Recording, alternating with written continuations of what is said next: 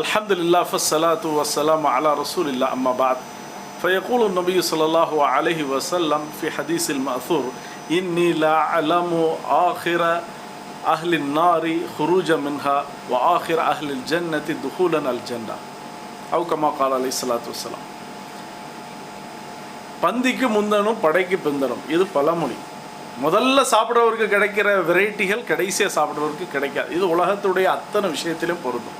ஆனால் ஆகிரத்தில் சொர்க்கத்துடைய விஷயத்தில் அல்லாஹு தாலா அப்படியே மாற்றி கொடுக்குறான்.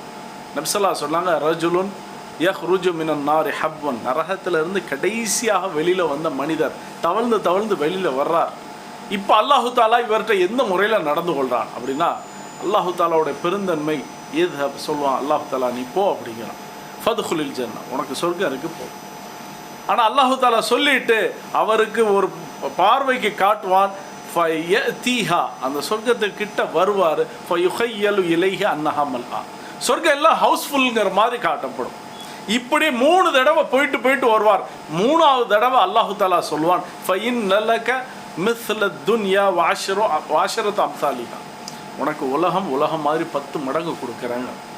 இப்போ இந்த மனிதர் கேட்பார், எல்லாம் நரகத்திலிருந்து வெளியில் வந்த கடைசி மனிதன், எனக்கு அப்புறம் வேறு ஆள் கிடையாது, சொர்க்கத்துக்குள்ளே கடைசிக்கு அப்புறம் எனக்கு அப்புறம் சொர்க்கத்துக்குள்ளே போகிறதுக்கு ஆள் கிடையாது. அத்தஸ்ஹர்பி, என்னை பார்த்து நீ கிண்டல் செய்கிறியா, கேலி செய்கிறியா யாரெல்லாம்?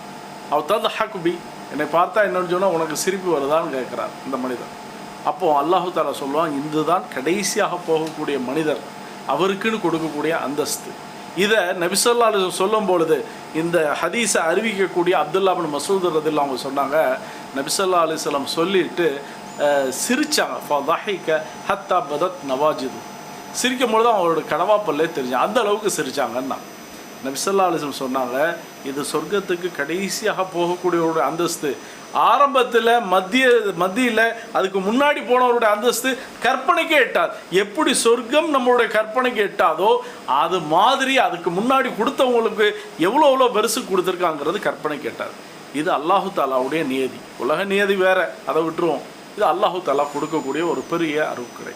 வாஹிர் தாவான் அல்ஹம்துலில்லாஹி ரப்பில் ஆலமீன்.